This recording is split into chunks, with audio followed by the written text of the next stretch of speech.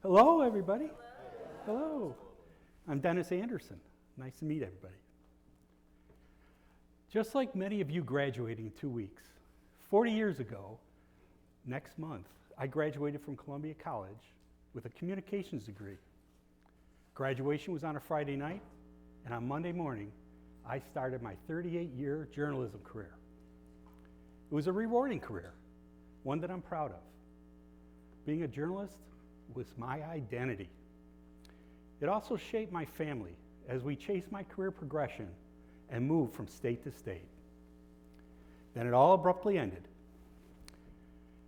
As many journalists' careers have in recent years, I witnessed technology change, readers' habits, and the industry struggle to maintain revenues and audience in a digital world.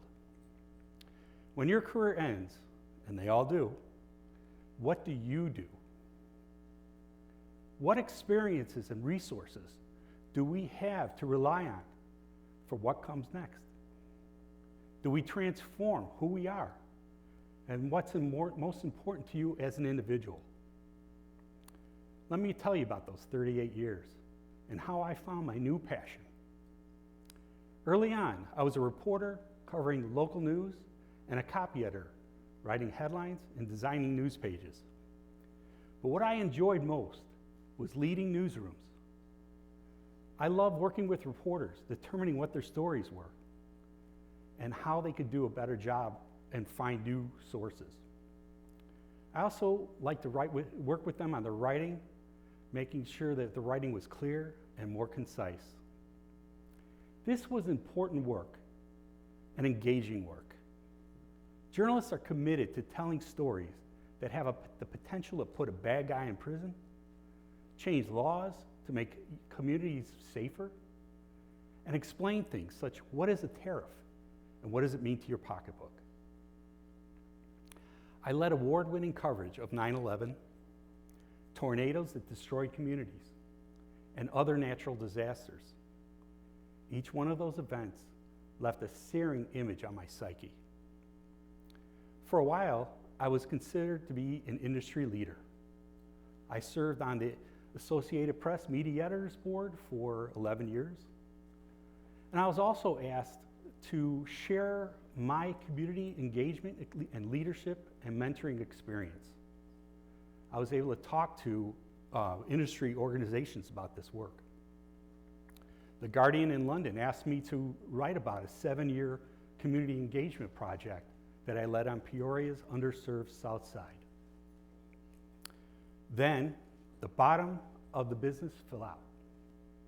Revenues and readers were dying.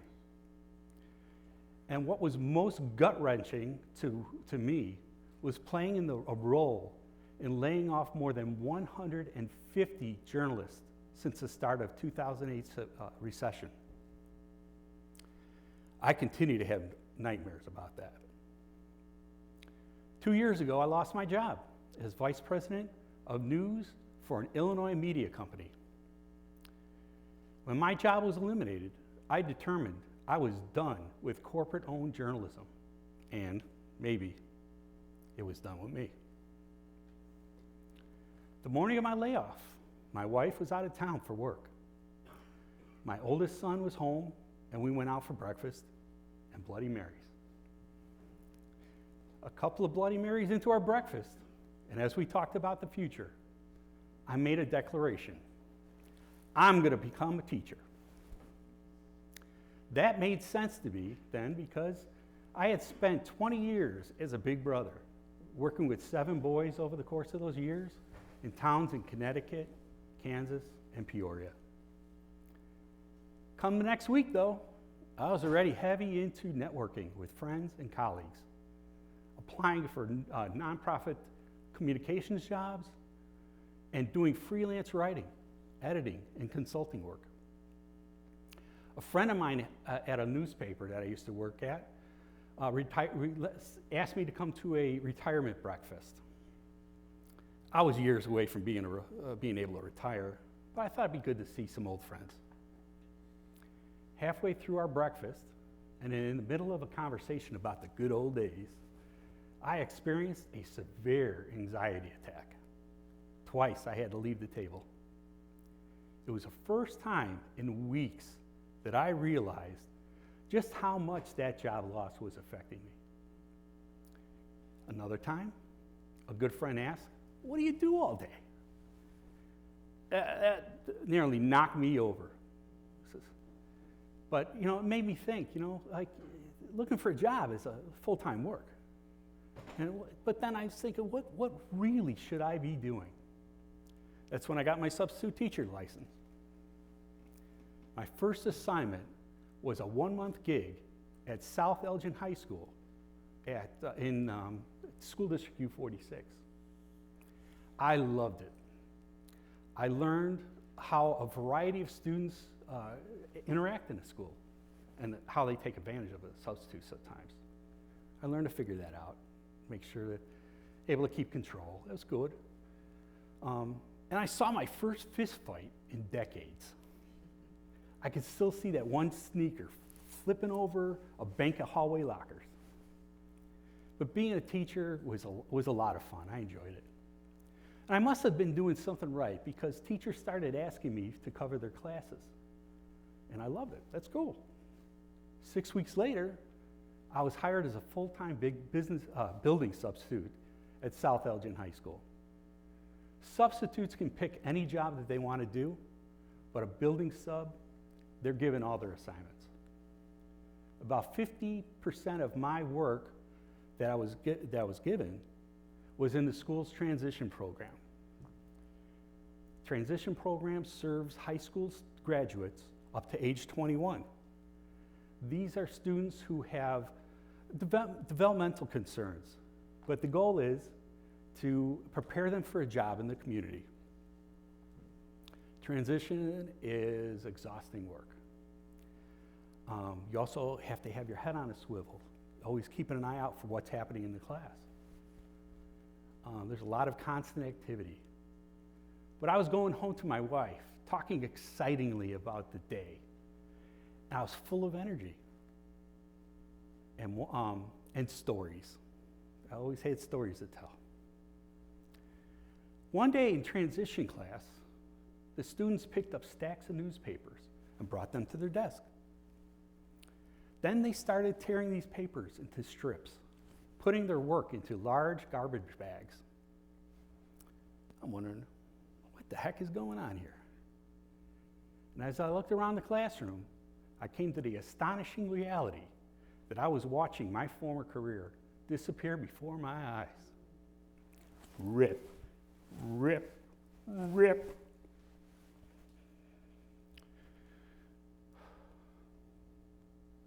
There went one ink-stained career, and before me were these young adults focusing on their assignment of making bedding for forgotten animals at a dog shelter.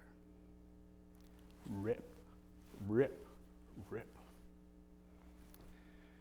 But at that time, I was discovering a new use for my newspaper experience. And I soon learned of a potential role for me in the school district.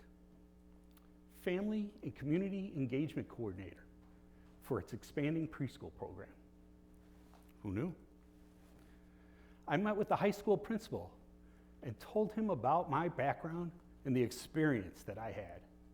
I asked, what you just heard, does that make sense for this job? He said, that's exactly what the district was needing. And he would make a call. In the meantime, I applied for that job. But I didn't hear anything for a while. And from that, the principal shared it with me, the contact. Then, during the final hour of the last day of school, the last day of the school year, I was assigned to cover detention. Lucky me. It was 3 students and me in a mobile classroom. We're watching the clock slowly tick to the final bell. During that detention assignment, I emailed the early learner director and asked about that coordinator position that I had applied for.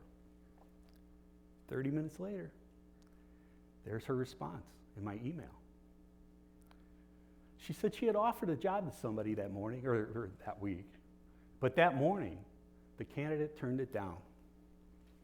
Oh, I got excited. She asked me, would I be available to talk to her on Monday? Oh, you know it, I said. By summer's end, the school district found a valuable use for my community engagement experience and my time as a big brother. Today, I lead the school district's Early Learner Department community outreach and parent education programs. I also get to recruit kiddos for preschool so they are ready for kindergarten. It's a perfect transition for me and the skills that I acquired as a journalist. So, as you prepare your new career, embrace that work. Love it. Work hard at it. Do the best job you can, but always keep your head on a swivel. From time to time, ask yourself questions and think about your future. Ask, am I pursuing my passion? What's important to me? And if I pursue something, what does that look like? And how will you react when someone starts to rip up your newspaper into strips? Because you never know where the experience you have today will take you in the future. Thank you.